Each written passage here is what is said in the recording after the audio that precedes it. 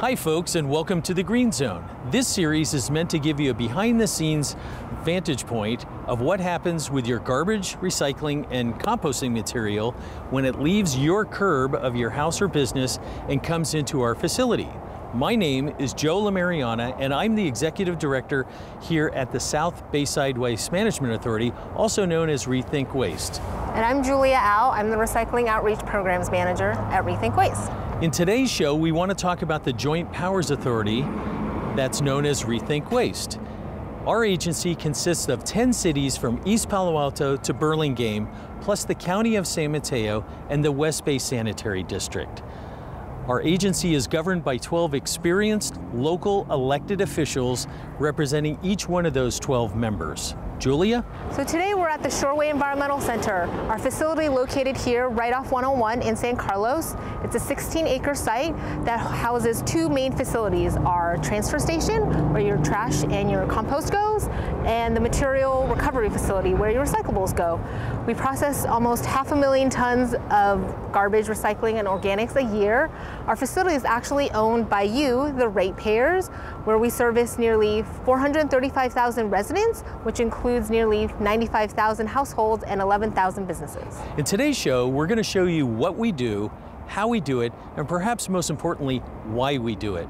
This is a $130 million operation based right here in San Carlos, and at our site we have 400 hardworking men and women from Recology, San Mateo County, and South Bay Recycling.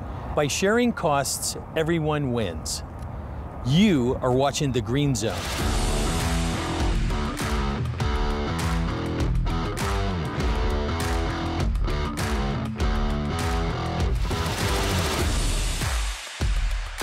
Welcome back. You're watching the Green Zone.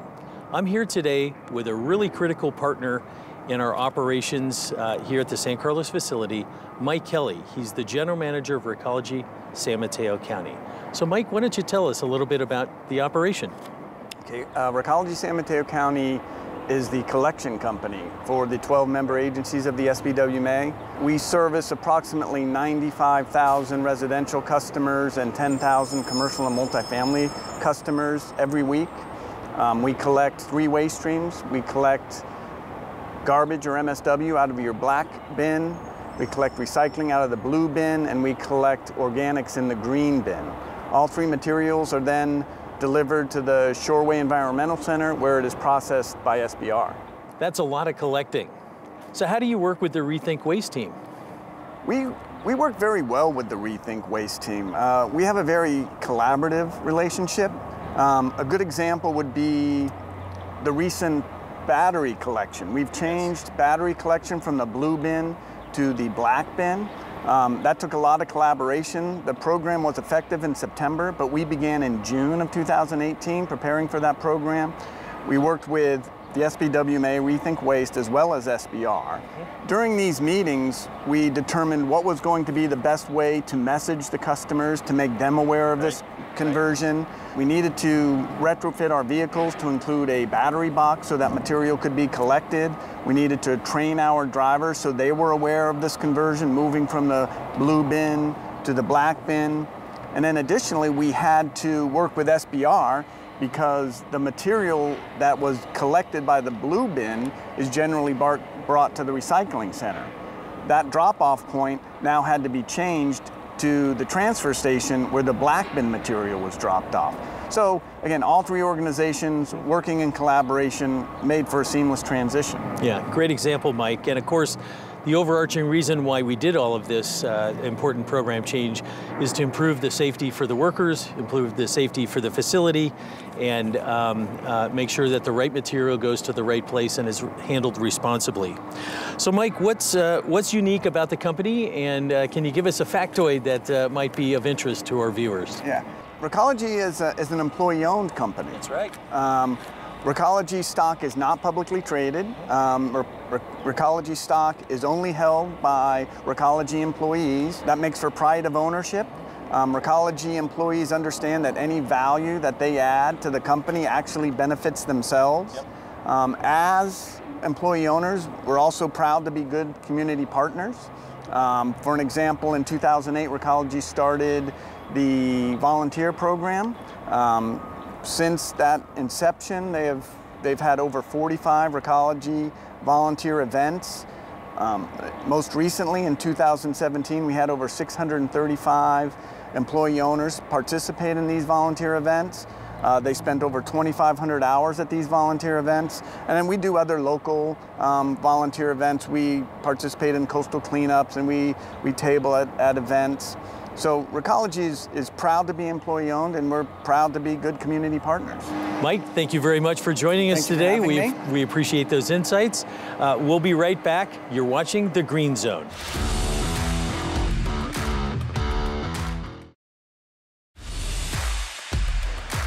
Welcome back to The Green Zone. We're here in San Carlos at the transfer station. The transfer station is the facility that handles all of the material that comes from your black cart and your green cart. So let's go inside and check it out. Come on in.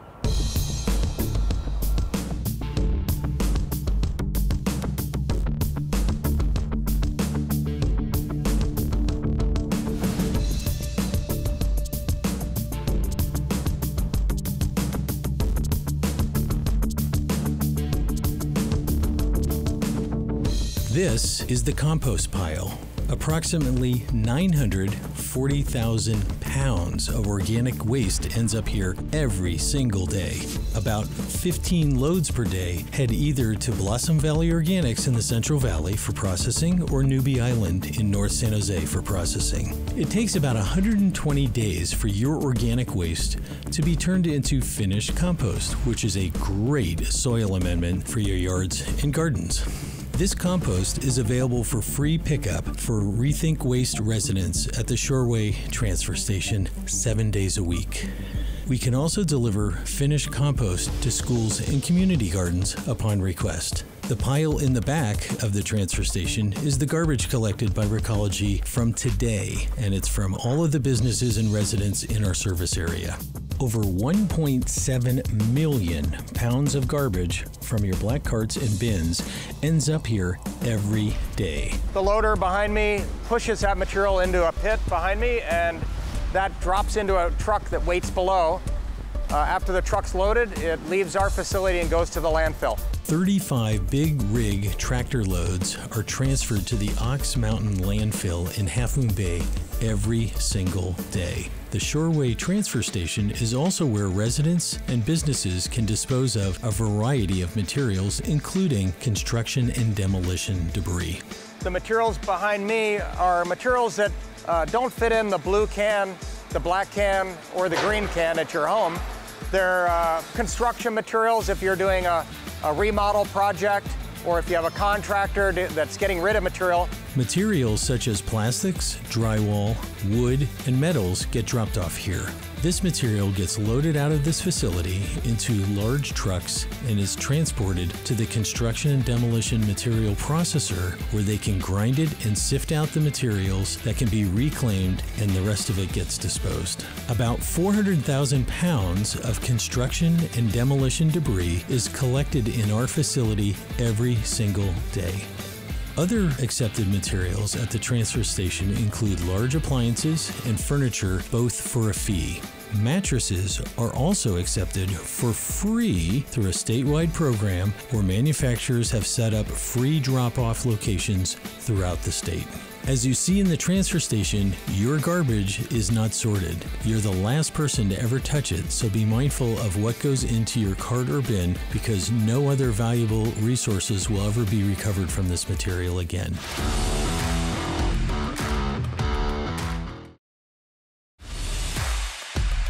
Welcome back to the Green Zone. Right now, I'm in front of the Shoreway Materials Recovery Facility, also known as the MRF. This is where everything in your blue cart goes. Let's go inside to see what happens.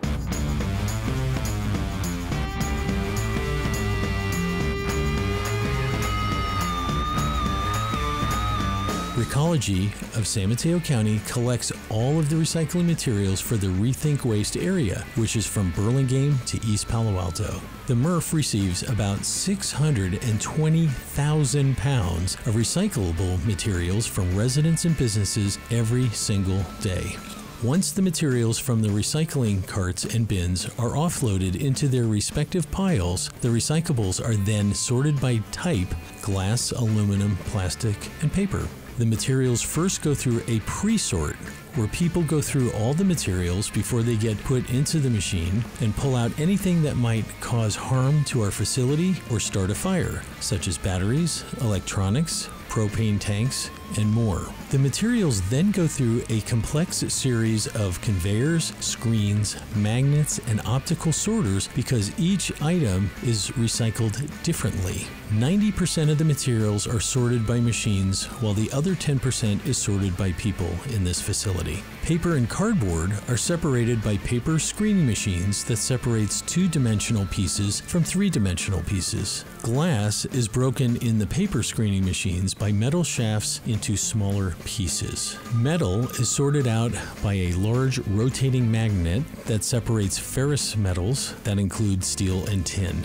Plastics are sorted via optical sorters, which are set to recognize specific types of plastics and use high-pressure blasts to separate them. An infrared light detects the plastics. And lastly, aluminum is sorted using an eddy current, which is kind of a reverse magnet that repels aluminum away so we can capture it. Most of what we receive every day is then sent to recycling recovery facilities, either locally or abroad. Glass and metals are recycled right here in California, while paper and some plastics are sent to overseas markets for further recovery of these valuable materials. However, some materials end up at the transfer station via a residue conveyor and go to the landfill. These are things that never should have been put into the blue recycling cart in the first place.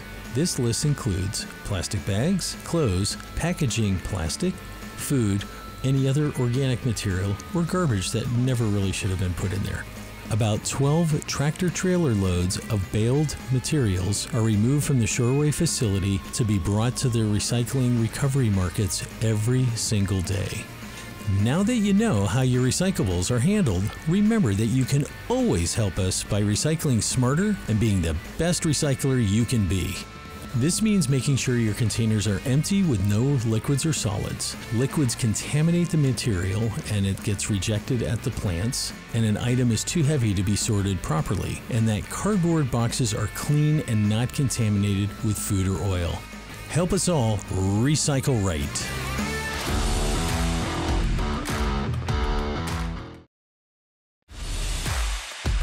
Welcome back. You're watching The Green Zone.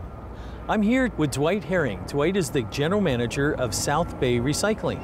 South Bay Recycling, or SBR, is our contracting partner that works here on the site, and they manage the operations of the material that the Recology team collects in the neighborhoods and brings into the transfer station for the black and green carts and to the material recovery facility, also known as a MRF, where all the blue cart material goes. So Dwight, why don't you tell us a little bit about SBR? Sure. So South Bay Recycling is a company that basically works on diversifying materials that come into our facility. Right. So we receive from Recology, who is the collection company, we receive municipal solid waste, trash, things that come out of the black cart. Right. We receive mixed recycling or single stream recycling. Those are the materials that are typically in the blue cart. Yep. We also receive organics, compost, which is yard trimmings, some food waste, and we also receive source segregated organics, which is food waste. Right. We also have construction demolition debris that comes in from the public. Yeah. We also have a buyback center, public recycling center, where the public can bring in California redemption value containers such as aluminum, plastic bottles, Coke bottles, water bottles, milk jugs, things like that. And we also have a drop-off center where they can bring in household hazardous waste such as light tubes. They can bring in used motor oil, right, used oil filters, different things like that to the facility. And then what we do is we take that material, we actually process it. So we make sure that the material gets to the correct disposal site, whether that be the landfill or another processor who would then beneficiate that material. Right, right. Dwight, you've just described quite a lot of activity. You guys and your team are unbelievable in terms of the daily work that you do. We handle about 500,000 tons, excuse me, you handle about 500,000 tons of material a year. Correct. Here at this site. There's probably 75 tractor trailer loads that leave this site each and every day, yes, bringing the materials to its next destination. And while you're doing all of that activity, you're meeting and complying with all public health codes, environmental codes, safety codes for the workers. There's a lot that happens here on this site. Absolutely. Yeah. So we are a very regulated, yes, industry, as, yes, you know. Yep.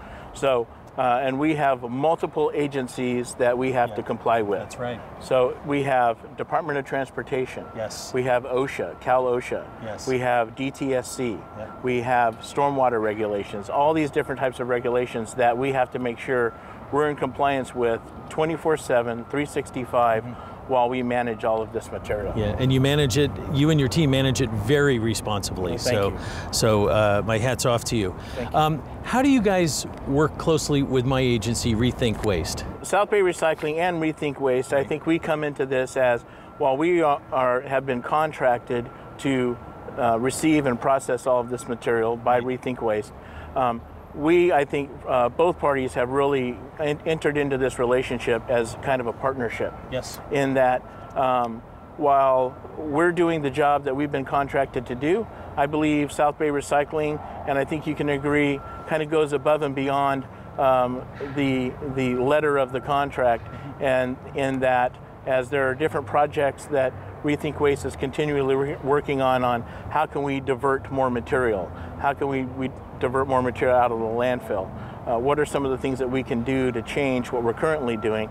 And we work very collaboratively together on those types of projects to, at the end of the day, try to divert as much material as we possibly can, mm-hmm, out of the landfill in order to reduce that footprint over there. Yeah. So we work together in many different facets, but a lot of it is operational, contractual. Mm-hmm. A lot of it is talking about different emerging technologies that we know, yes, are coming up, and how we feel these things can benefit RethinkWaste and benefit the member agencies.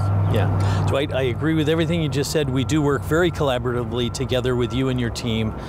You guys are on the forefront of a lot of technical innovation, a lot of operational innovation. I think we're very lucky to have you as a contractor and handling the material in a very responsible way. So we thank you for that. Thank you.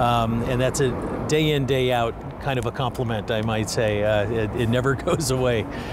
Dwight, is there anything else you'd like to tell us about South Bay Recycling? Maybe a fun factoid that might be of interest to our viewers out here? Sure. So one of the things about South Bay Recycling is we are an extremely innovative company. We're young. Yeah. We're 8 years old. We basically, the company came about in about 2009. And so we're almost 10 years old, but we have been in this, the folks who run South Bay Recycling, myself and others, we have a lot of experience. We've been in the industry for a lot of years. And so we try to be as innovative as possible to deliver a service that is something that no one else can provide. So just as an example, mm-hmm, typically, when we transport materials to the various disposal sites, payloads are typically around 21.5 tons per load, and that's pretty much industry standard. What we were able to do was we actually designed, manufactured our own equipment to the point that we are able to take 26 tons per load of trash to the landfill. So what that does is it reduces the amount of trips, mm-hmm, that we have to be on the road. It reduces fuel, it reduces carbon footprint. So I think that's been a huge success for South Bay Recycling. Yeah, Dwight, that's a great example. When you're talking about per load, you're talking about the big rig trucks. Yes. To give you an idea, the scale of magnitude that Dwight and his team operate in, there's the equivalent of about 5 Recology trucks go into every one of the big rigs. So when you have fewer trips, that means it's also not only all the environmental benefits that come come with it, but it's lower costs. Absolutely. And that goes right back to our ratepayers. And that's a great, great example of the innovation. And you guys are always trying to think of better ways to do things. And that's something that we really admire about you and your team. So that's great. That's great. So thank you for joining us today. I'd like to say we're going to be right back. You are watching The Green Zone.